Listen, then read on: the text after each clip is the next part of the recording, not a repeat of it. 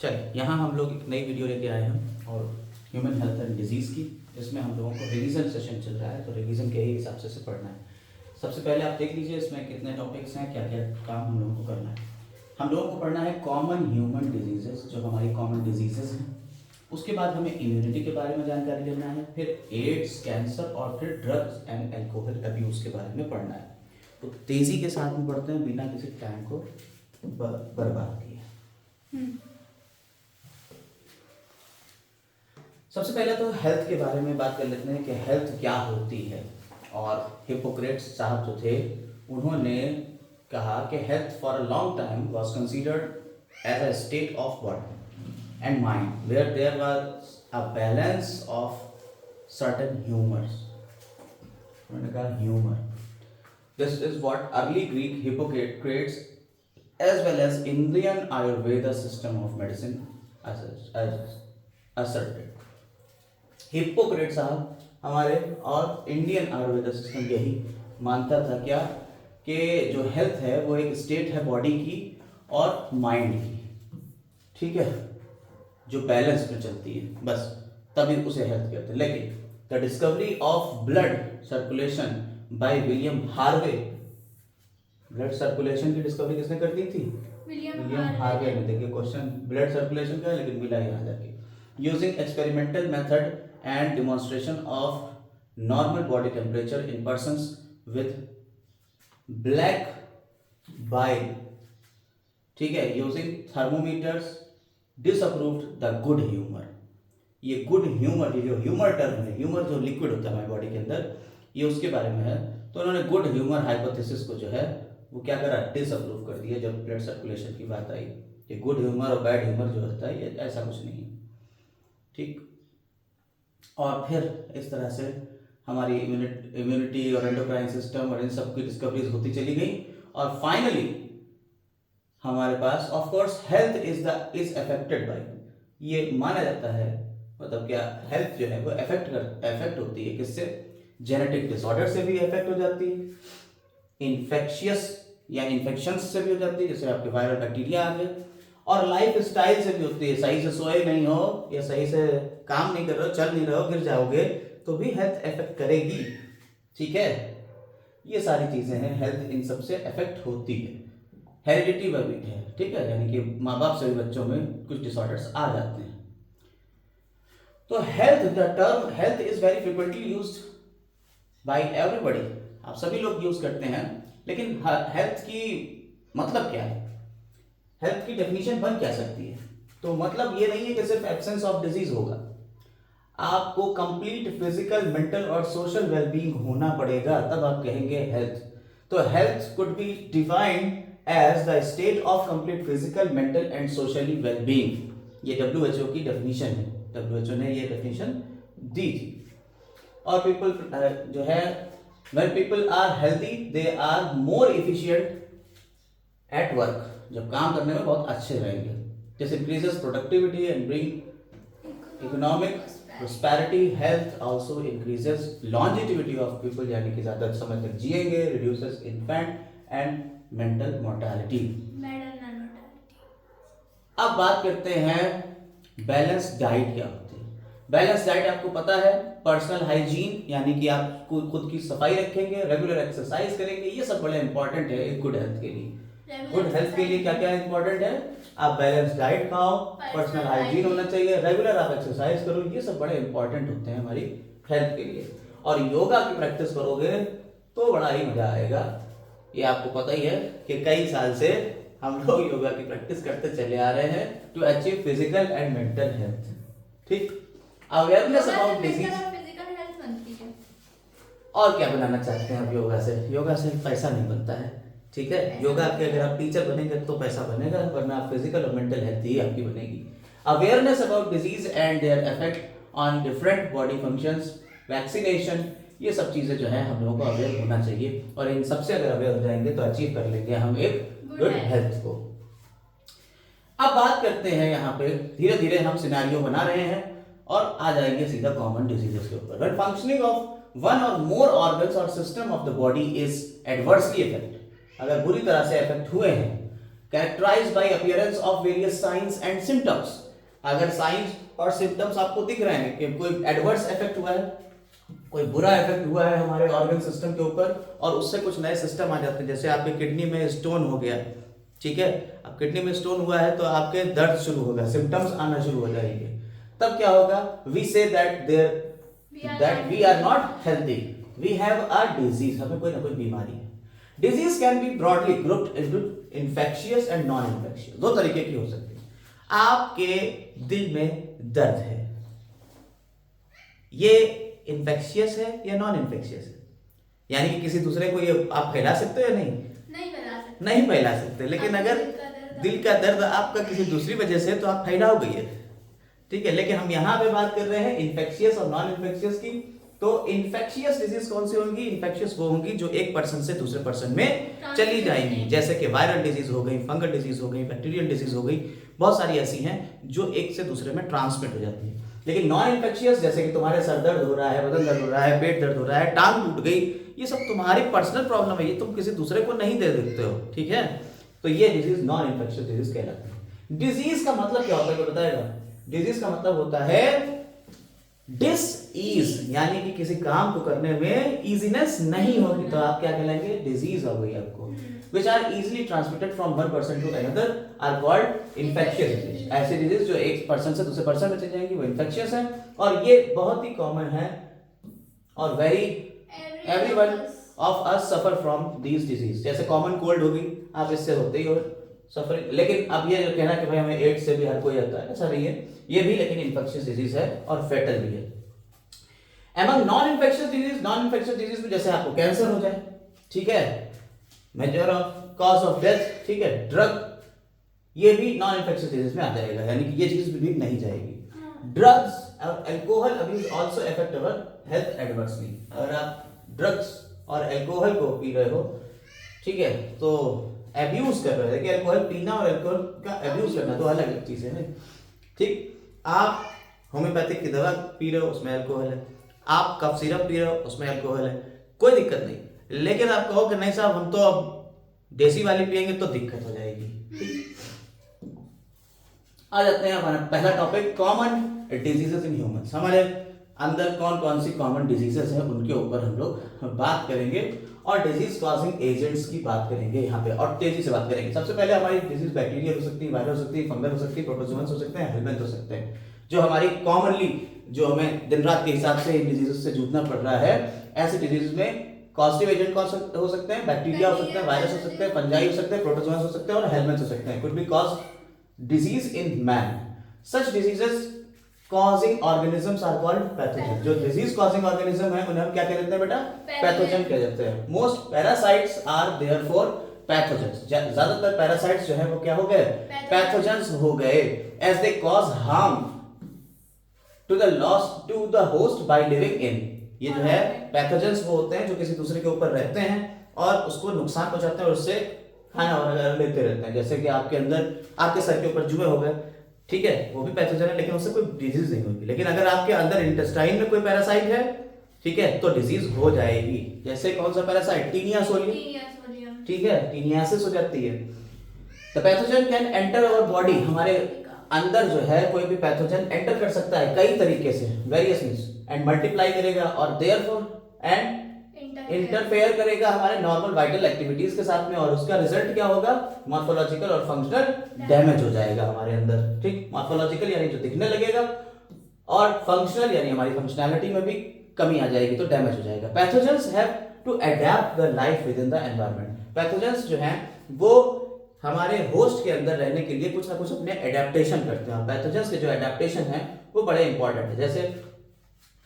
जैसे क्या क्या हो सकता है एडेप्टेशन में पैथोजन का, उनके अंदर सेंस ऑर्गन्स की कमी होगी, ठीक है, फालतू के सेंस ऑर्गन्स नहीं होंगे, हुक्स और सकर्स होंगे, उनका जो रिप्रोडक्शन है बहुत फास्ट होगा, ठीक।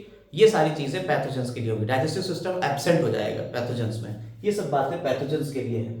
तो जैसे the pathogen that enter gut must know the way, उन्हें पता होना चाहिए, जो हमारी गट में जाएंगे, इंटेस्टाइन में जाएंगे, उन्हें पता है कि वो तरीका कि वो सरवाइव करेंगे इन द स्टमक, कैसे लो पीएच में कैसे जिंदा रहेंगे, ठीक है, रेजिस्ट करेंगे वेरियस डाइजेस्टिव एंजाइम्स को, वो पैथोजन जो हमारे आंख के अंदर होंगे।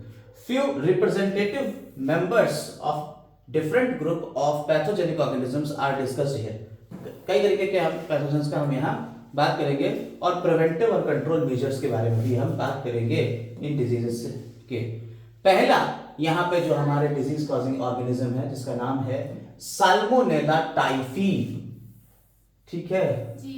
इससे क्या होगा, साल्मोनेला टाइफी जो पैथोजेनिक बैक्टीरिया है, क्या है, एक बैक्टीरिया है, ये कॉज करता है टाइफॉइड, जो ह्यूमन बींग्स में फीवर कॉज करेगा, ठीक है। और इसके जनरल सिम्टम्स क्या होंगे, ये कहां से, ये पैथोजन जनरली एंटर करता है स्मॉल इंटेस्टाइन में थ्रू फूड एंड वाटर। सबसे पहले तो इसका कंटामिनेशन कैसे होता है, हमारे अंदर जाता कैसे, तो कंटामिनेटेड फूड और वाटर से जाता है, यानी गंदा पानी और खाना आप खाएंगे उसकी वजह से होगा, जो कंटामिनेट हो गया, जिसके अंदर इसके स्पोर्स वगैरह जा चुके हैं। And with them migrate to other organs, और फिर यहां से खाने के साथ में ये अलग अलग ऑर्गन्स में जाएगा थ्रू ब्लड के अंदर हमारे पहुंच जाएगा और ब्लड से पूरे ऑर्गन में जाएगा। सस्टेन्ड हाई फीवर, अब इसके सिम्टम्स देखिए, इसमें क्या क्या होता है, सस्टेन्ड हाई फीवर यानी कि लगातार बना रहेगा ज्यादा फीवर, 39 to 40 डिग्री सेंटीग्रेड तक आपका फीवर होगा। वीकनेस आएगी, स्टमक पेन होगा, कॉन्स्टिपेशन होगा, कॉन्स्टिपेशन मतलब कब्ज, हेडेक होगा, लॉस ऑफ एपेटाइट यानी भूख नहीं लगेगी, and some of the common systems are some of the common symptoms of this disease. तो आपको ये पता चल गया कि टाइफाइड किससे होता है, बैक्टीरिया से होता है जिसका नाम है साल्मोनेला टाइफी। ये हमारे अंदर कैसे जाता है, ये हमारे अंदर जाता है फूड और वाटर कंटामिनेट से, और ये माइग्रेट करता है अदर ऑर्गन्स में भी, कैसे, ब्लड के द्वारा। सिम्टम्स क्या होते हैं इसमें, सस्टेन्ड हाई फीवर रहता है 39 to 40 डिग्री सेंटीग्रेड पे, वीकनेस रहती है, स्टमक पेन रहता है, कॉन्स्टिपेशन रहता है, हेडेक रहता है और लॉस ऑफ एपेटाइट होती है। इससे कैसे हम डिटेक्ट करें, डिटेक्ट करने के लिए हमें क्या करना पड़ेगा, टेस्ट करना पड़ेगा। तो typhoid fever could be confirmed by Widal test. कौन सा टेस्ट करेंगे टाइफाइड के लिए, विडाल टेस्ट करेंगे। क्लासिकल केस ऑफ मेडिसिन, एक मेडिसिन का एक क्लासिकल केस भी आपको यहां डिस्कस कर देते हैं कि भाई साहब एक खाना बनाने वाली थी, इनका नाम था मैरी मेलन, और ये क्या थी, ये इनका निक नेम है टाइफाइड मैरी, ठीक है। जैसे किसी का नाम रमेश है, उसे रमू रमू बोल रहे, तो क्या हो गया, वो रमेश जो है वो क्या है, उसका निक नेम हो गया रमू। ऐसे ही विडाल टेस्ट जो हमने किया है उसके लिए एक केस यहाँ पे उन्होंने दिया है टाइफाइड का। क्या करा है, मैरी मिलन थी जिनका निक नेम था टाइफाइड मैरी, अब आजकल रख दिया गया इनका नाम। इज वर्थ मेंशनिंग है, यहाँ क्या, she was a cook by profession, वो खाना बनाती थी, प्रोफेशन से वो क्या थी, कुक थी, एंड वाज टाइफाइड कैरियर, और वो क्या थी, टाइफाइड कैरियर थी। और उन्होंने कंटिन्यू किया लगातार कई सालों तक, स्प्रेड करती रही, फैलाती रही अपने साथ में, फूड बनाती थी, उसी में गंदगी उनके जाती रहती थी। उन्हें खुद नहीं पता था कि वो अपने टाइफाइड को कंटामिनेट कर रही हैं, फूड टाइफाइड से कंटामिनेट कर रही हैं फूड को, और वही फूड लोग खा रहे हैं, ठीक है। जैसे मैस वगैरह में हम लोग जाते हैं, खाना वगैरह खाते हैं तो खा रहे हैं और तो मस्त लोगों को बीमार कर रही हैं। कई साल तक वो ये करती रही, इसलिए उनका नाम पड़ गया टाइफाइड मैरी, लेकिन असली नाम उनका क्या था, मैरी मिलन। चलिए अगली डिजीज के बारे में बात करते हैं। अगली डिजीज है स्ट्रेप्टोकोकस निमोनी से होने वाली या हीमोफिलियस इन्फ्लुएंजा से होने वाली डिजीज। कॉस्टिव ऑर्गेनिज्म है स्ट्रेप्टोकोकस निमोनी या हीमोफिलियस इन्फ्लुएंजा। इससे कौन सी डिजीज होगी, निमोनिया होगी। निमोनिया जो डिजीज है इसमें होता क्या है, इन विच इन्फेक्ट्स द एल्वियोली, हमारी एल्वियोली में इन्फेक्शन हो जाता है और उसमें एयर फिल्ड सेक्स जो होते हैं उसमें इन्फेक्शन हो जाएगा एज अ रिजल्ट ऑफ। तो लंग्स के अंदर हमारी जो एल्वियोली होती है, जिसके अंदर हमारी सांस ट्रांसफर होती है, ऑक्सीजन और कार्बन डाइऑक्साइड का एक्सचेंज होता है, उसमें क्या हो जाएगा, एयर फिल्ड सेक्स जो है उसमें इन्फेक्शन हो जाएगा। As a result of infection the alveoli get filled with fluid, उसके अंदर क्या हो जाएगा, फ्लूइड भर जाएगा, लीडिंग टू सीवियर प्रॉब्लम, और इसकी वजह से बहुत ही सीवियर प्रॉब्लम्स हो सकती हैं रेस्पिरेशन की, ठीक है। द सिम्टम्स, अब सिम्टम्स हमें क्या नजर आएंगे इसमें, फीवर होगा, चिल्स यानी कि आपको कपकपी आएगी, कफ होगा और हेडेक रहेगा, ये इसके सिम्टम्स आते हैं, फीवर, चिल्स, कफ और हेडेक। इन सीवियर केसेस, जब बहुत ज्यादा खतरनाक केस हो सकते हैं, उसमें लिप्स और फिंगर नेल्स जो हैं वो कैसे हो सकते हैं, पहले ग्रे होंगे और फिर ब्लू कलर के हो जाएंगे। A healthy person acquires the infection, अब ये है स्वस्थ आदमी कहां से ये इन्फेक्शन लेगा, bye inhaling the droplets aerosols released by the infected person. के मतलब आपके पड़ोस में कोई इन्फेक्टेड पर्सन बैठा हुआ है, उसने छींका या खांसा, जिसकी वजह से ड्रॉपलेट्स रिलीज हो गए और आप उसके पड़ोस में बैठे हुए थे, आपने सांस ली, वही ड्रॉपलेट्स आपके हवा से अंदर चले गए, तो निमोनिया आपको ऐसे हो जाएगा। या बाय शेयरिंग ग्लासेस, उसने ग्लास में पानी पिया और अपना ग्लास आपको दे दिया, किसी में आप भी पानी पीजिए बिना धोए, तो आपने वही ड्रॉपलेट्स उसके अंदर ले ली। या यूटेंसिल्स, उसने खाना खा रहा था, खाना खाते में उसने अपने हाथ लगाए उसमें, और वो तो खाना खा रहा है, आपने कहा लाओ हम भी इसी में से कुछ खा लें, तो वो भी ड्रॉपलेट्स आपके अंदर चले जाएंगे। यूटेंसिल्स, आपने बर्तन भी इस्तेमाल कर रहे हैं।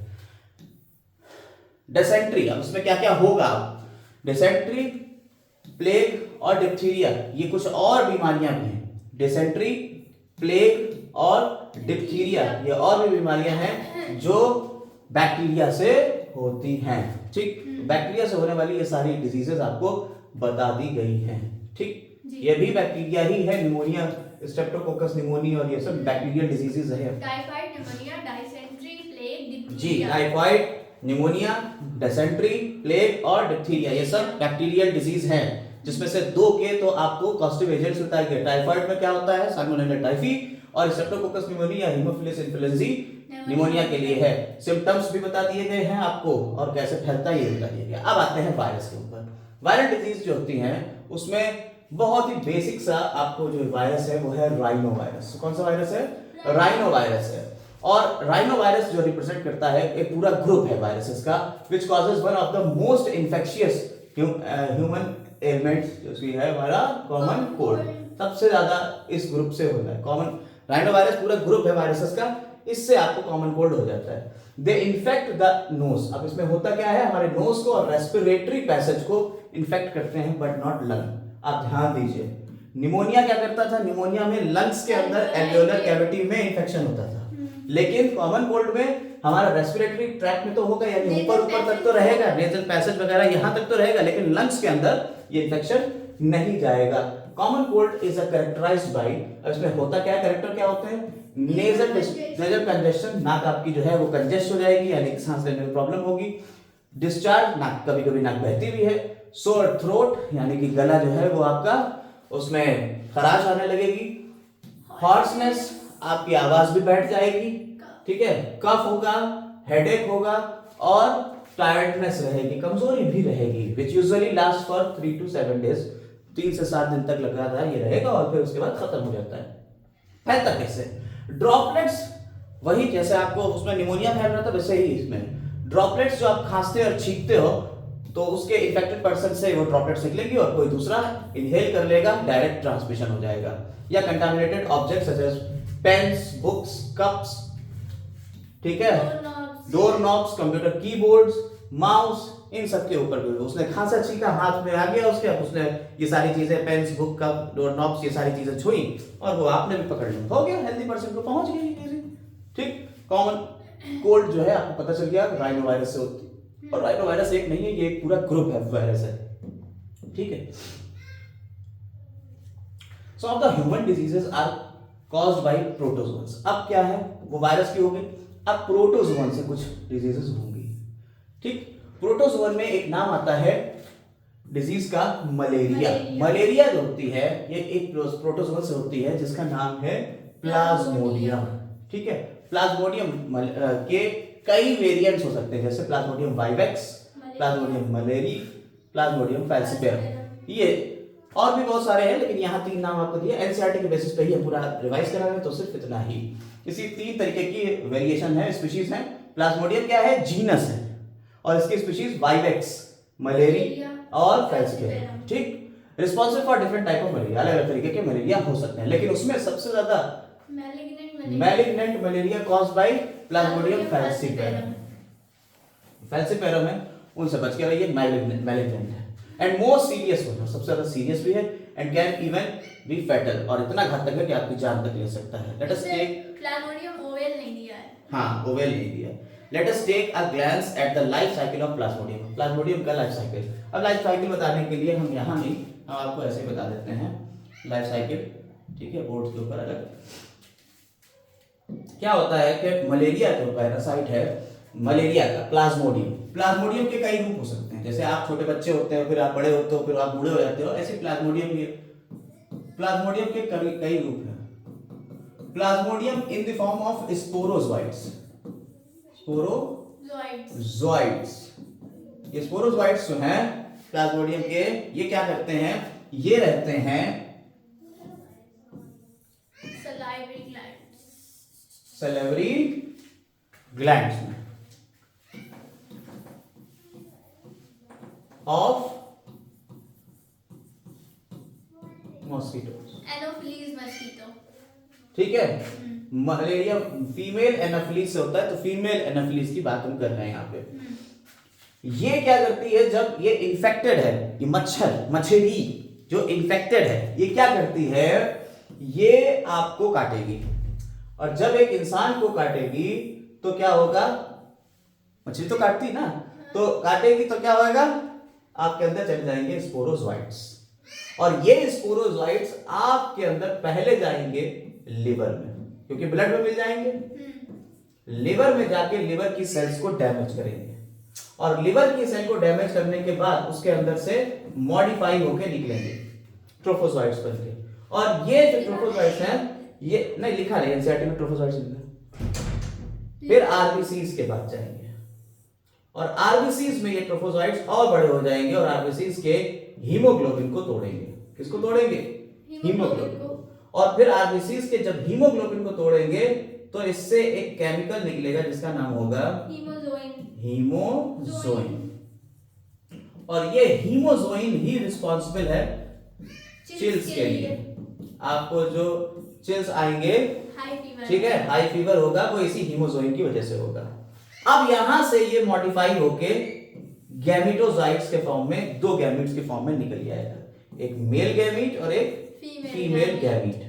और ये ब्लड में तैर रहा होगा, इस तरह से आपकी आरबीसीज को खत्म कर देगा, तोड़ देगा, और ये दो गैमीट्स इसके आ गए।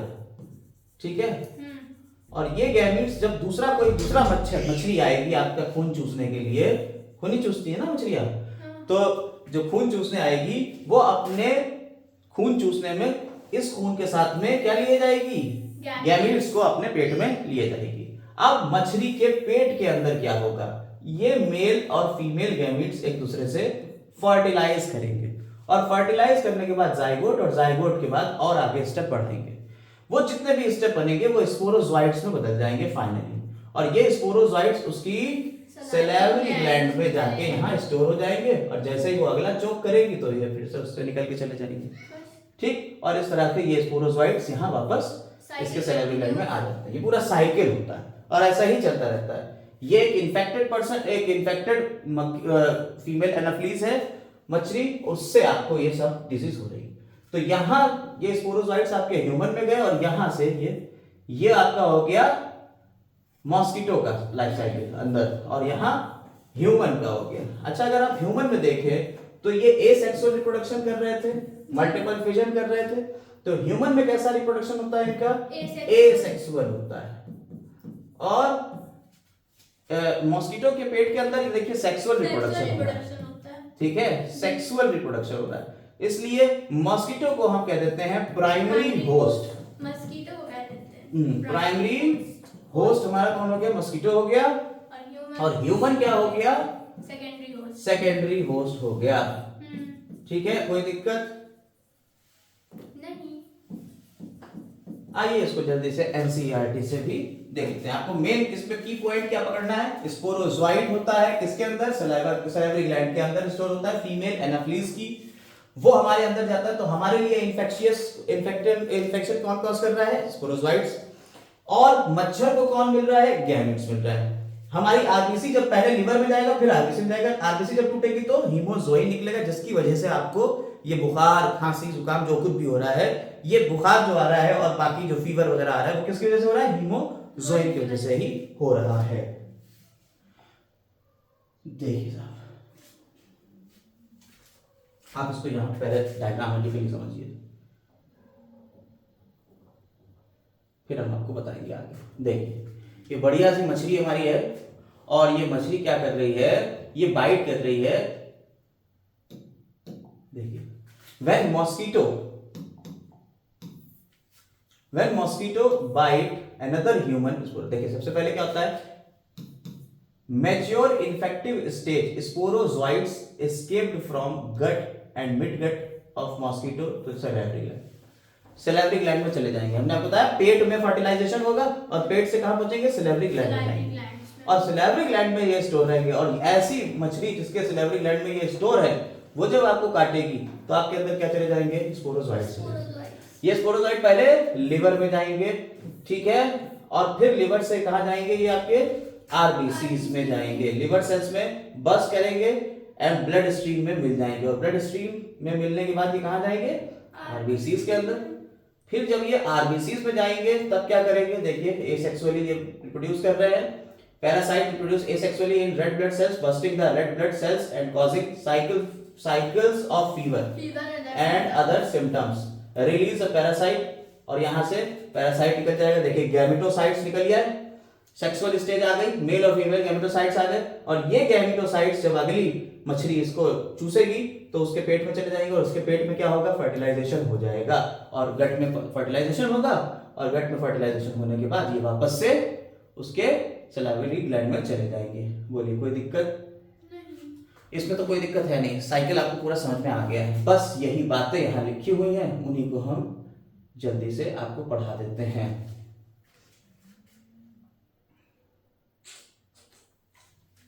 चलिए,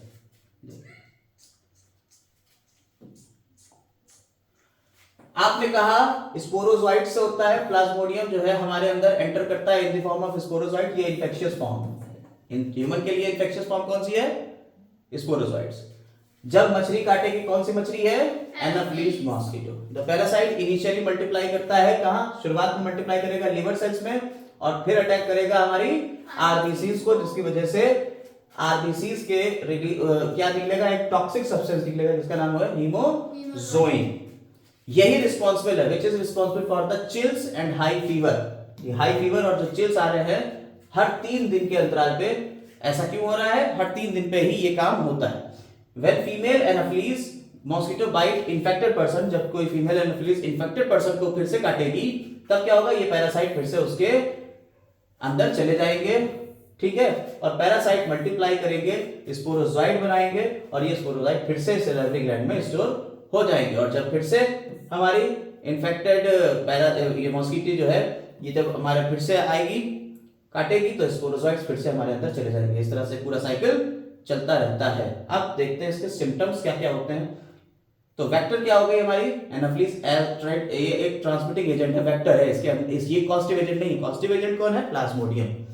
और प्लाज्मोडियम के 3 रूप हमने बता दिए, Plasmodium falciparum, Plasmodium malariae, Plasmodium vivax. अब अगला आता है यहाँ पे dysentery, amoebic dysentery and amoeba histolytica से होती है। ये भी एक पैरासाइट ही है और ये प्रोटोजोवन ही है। प्रोटोजोवन से होने वाली दूसरी डिजीज कौन सी है, एंड अमीबा हिस्टोलिटिका। पैरासाइट से होने वाली डिजीज, इसका नाम है अमीबिक डिसेंट्री, ठीक है। इसके सिम्टम्स क्या क्या होते हैं, इसमें कॉन्स्टिपेशन, कब्ज हो जाएगा, एब्डोमिनल पेन रहेगा, क्रैम्प्स रहेंगे, स्टूल जो है with excess mucus and blood clots, ठीक। House fly act as mechanical carrier, इसमें हाउस फ्लाई, जैसे उसमें कैरियर कौन था, मच्छर था, और यहां कौन है, हाउस फ्लाई, ठीक है। ये ट्रांसमिट करेगी पैरासाइट को फीसेस से और इन्फेक्टेड पर्सन तक फूड में ले जाएगी, ठीक है। ये उसके फीसेस में होगा और उसके मल से कहा उसके खाने तक पहुंचा देगी। घरेलू मक्खी, इसीलिए मक्खियों से दूर रहे। और फूड जो है इस वजह से क्या हो जाएगा, कंटामिनेट हो जाएगा, और ड्रिंकिंग वाटर भी अगर कंटामिनेट हो गया है तब क्या होगा, फीकल मैटर से, तो ये मेन सोर्स बन जाएगा इन्फेक्शन का। तो drinking water and food contaminate जो हो गया है फीकल मैटर से, यही मेन सोर्स है किसका, अमीबिक डिसेंट्री के इन्फेक्शन का। अब देखिए आ जाते हैं हम लोग एस्केरिस के ऊपर, और एस्केरिस से होने वाली ये एक राउंड वॉर्म है, कॉमन राउंड वॉर्म, और वुचिरेरिया, ये फाइलेरियल वॉर्म है, ठीक है। एस्केरिस एक कॉमन राउंड वॉर्म है और वुचिरेरिया आर सम ऑफ द हेलमेंथ्स। ये कौन है, इनको हम टोटल मिला के क्या कहते हैं, हेलमेंथ कह देते हैं।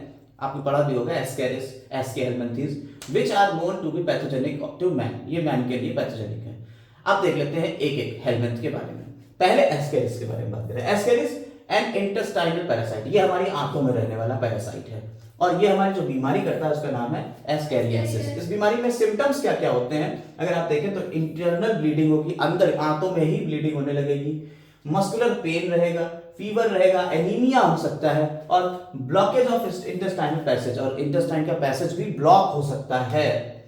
होता कैसे है ये? The eggs of the parasite are excreted along with the feces, जो आदमी जो इन्फेक्ट हो चुका है उसके फीसेस के साथ में ही उसके एग निकल रहे हैं पैरासाइट के, और ये कंटामिनेट कर देंगे सॉइल को, वाटर को और प्लांट्स को। तो आप बिना धुले हुए अगर सब्जियां खा रहे हो तो उसके अंदर ये गंदगी लगी हुई होगी और आपके अंदर चली जाएगी, हेल्दी पर्सन के अंदर चली जाएगी। या आप कभी गिर गए, जमीन से मिट्टी बच्चे उठा उठा खा लेते हैं तो उनके अंदर भी ये गंदगी चली जाती है, वाटर, वेजिटेबल, फ्रूट्स के थ्रू ये गंदगी उनके अंदर चली जाएगी। और फिर क्या होगा? फिर ये सिम्टम्स नजर आने लगेंगे, ठीक, कुछ दिन बाद से। तो इस तरह से ये उसको बीमारी होगी एस्केरियासिस। दूसरी बीमारी वुचेरेरिया से होने वाली, वुचेरेरिया बैनक्रॉफ्टी और वुचेरेरिया मलाई। पहले तो ये समझ लीजिए दो पॉजिटिव, इसके दो फॉर्म्स हैं। वुचेरेरिया एक जीनस है और इसकी दो स्पीशीज हैं, वुचेरेरिया बैनक्रॉफ्टी और वुचेरेरिया मलाई।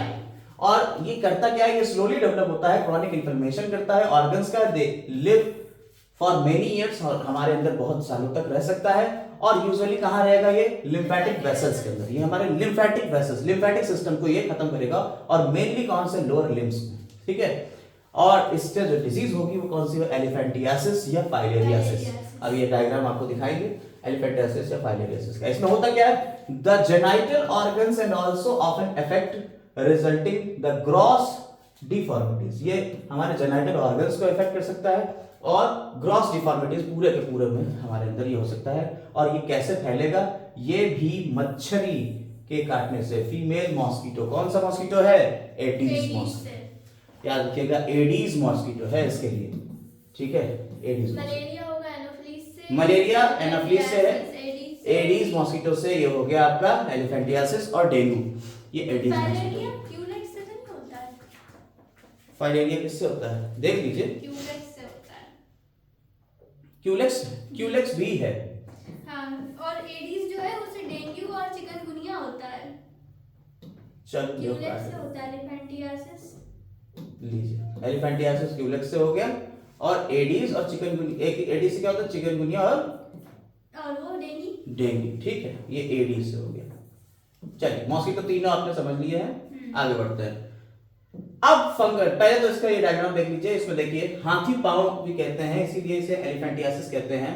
होता क्या है कि लोअर लिम्स, जो ग्रोइंस का एरिया होता है हमारा, इन लोअर लिम्स में क्या होता है कि यहाँ पे वेसल्स होती हैं, लिम्फेटिक वेसल्स। हमारा लिम्फेटिक सिस्टम जो होता है वो यहाँ पे से शुरू होता है। इसमें अलग अलग टाइप के लिम्फ वेसल्स होती हैं, यहाँ पे लिम्फ नोड्स होते हैं और ये इस तरीके से आगे बढ़ती हैं लिम्फेटिक सिस्टम, ये लिम्फ नोड्स होते हैं। और लिम्फ नोड में वुचेरेरिया जो है वो अंदर जाके बढ़ना शुरू होता है और यहाँ से ब्लॉकेज कर देगा, ब्लड वगैरह आगे जाएगा नहीं, जिसकी वजह से ये सूजने लगेगा और यह पैर जो है वो हाथी पांव डिजीज हो जाएगा। जेनिटल ऑर्गन भी आप देख सकते हैं कि ये भी बेकार हो जाता है। अब आती है यहाँ पे फंगल डिजीज। जो फंगल डिजीज है वो कौन है? पहले तो आप समझिए फंगस के तीन जेनरा, माइकोस्पोरम, ट्राइकोफाइटॉन और एपिडर्मोफाइटॉन, इन्हीं की वजह से ऐसा होगा। और ये जो डिजीज है वो कौन सी है? रिंगवॉर्म है। ये आपको यहाँ आदमी के यहाँ पे देखिए सब सफेद सफेद दिख रहा है, तो ये रिंगवॉर्म डिजीज हो गई है इसको। This is one of the most common infectious disease in man.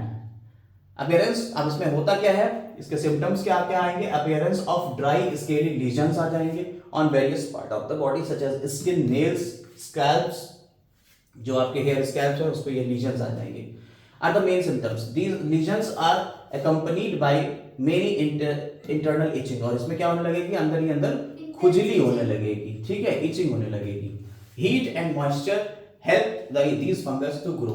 अगर वहां पे थोड़ी सी गर्मी मिले और थोड़ी सी नमी, यानी पसीना जब मरता रहता है तो नमी मिलती रहती मॉइस्चर, और गर्मी तो आपके बॉडी में है ही है, तो अगर ये फंगस है तो वहां ग्रो कर जाएगी और आपको ये डिजीज हो जाएगी। इसलिए नहाते धोते रहें, साफ सुथरे रहें। Which makes them thrive skin fold such as those of groins और टोस। ये ग्रोइंस का जो एरिया अभी मैंने आपको दिखाया ह्यूमन में, जो ये वाला एरिया यहाँ पे और टोस में, टोस यानी अंगूठे उंगली के बीच बीच की जो ये जगह है इसमें ये पड़ जाएगा। Ringworms are generally acquired by soil, ये सॉइल से आ जाते हैं। टॉवल और क्लॉथ्स, जैसे आप या कंघा, आपने कहा कि किसी दूसरे इंसान जो कि इन्फेक्टेड है उसको रिंगवॉर्म है, आपने उसका कंघा यूज कर लिया, उसकी टॉवल यूज कर ली, ठीक है, आपने जमीन में हाथ डाल दिया और फिर हाथ में वो लग गया और हाथ धोए नहीं, तो इस तरह से हो सकता है। अब सबसे के लिए क्या करेंगे, मेंटेन पर्सनल और public hygiene is very important for prevention and control of many infectious disease. ये सारी इन्फेक्शियस डिजीज थी, फैलने वाली डिजीज थी,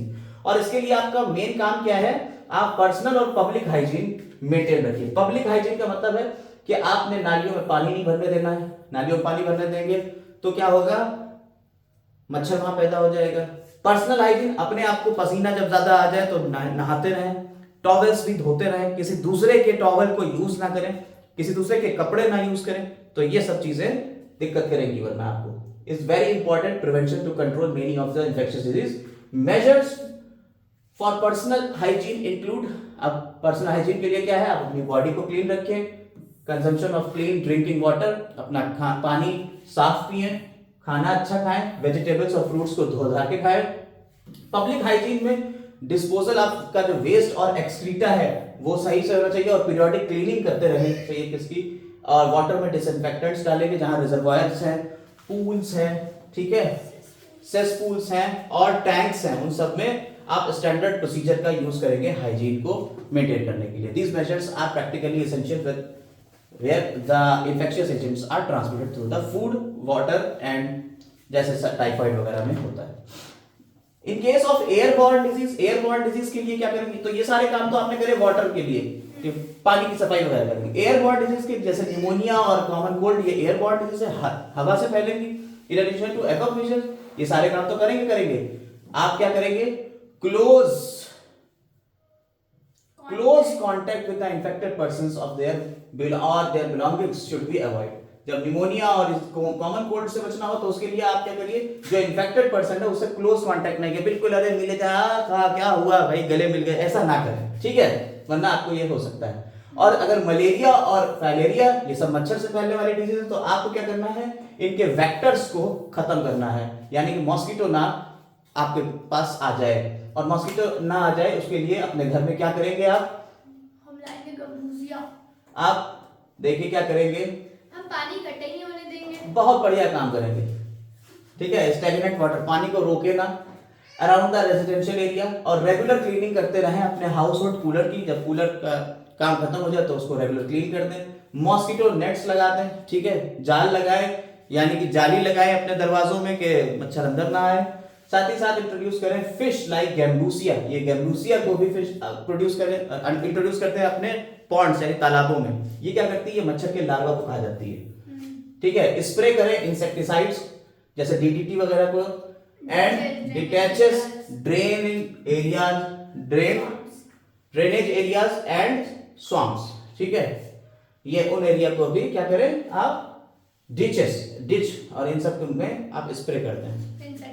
हाँ, in addition doors and windows should be provided with wire mesh, ठीक है। एंट्री ऑफ मॉस्किटोज से इतना से आप बच सकते हैं, ठीक, मतलब कोई मेरा पैसा अच्छा खासा लगाते हैं। Such procedures have become more important especially in the light of recent wide spread incidents vector borne, जैसे एडीज मॉस्किटो होता है, diseases like dengue and chikungunya. Vector borne disease, Aedes mosquito से कौन सी डिजीज हो रही है, डेंगू और chikungunya. Dinghy कहते हैं इंग्लिश में, हिंदी डेंगू कहते हैं, इंडिया में ऐसा होता है। आप वो कहते हैं जैसा माहौल होता है वैसा। यूपी बोर्ड में जाएंगे तो डेंगू कहेंगे, सीबीएसई बोर्ड में आएंगे तो डेंगी। एडवांसमेंट क्या करेंगे, biological science with armed us to effectively deals with infectious disease. अब ये सब आपको पता ही है कैसे कैसे क्या होगा। टिटनेस के लिए आपने क्या कहा कि भाई उसमें आप क्या लगा लेंगे, वैक्सीन लगा लेंगे, polio, diphtheria, pneumonia, tetanus control to the large vaccines, इसके लिए वैक्सीन आ जाती हैं। और बायोटेक्नोलॉजी का भी यूज करेंगे। Discovery of antibiotics and various other drugs also enable to achieve treat infection, ठीक है, आप ये एक्टिवली ट्रीट कर सकते हैं। अब आते हैं हमारे अगले टॉपिक के ऊपर जिसका नाम है इम्यूनिटी। इम्यूनिटी के लिए भाई साहब हम लोग अगली वीडियो में आएंगे इम्यूनिटी के लिए। ठीक, इस वीडियो में बस इतना ही रखते हैं।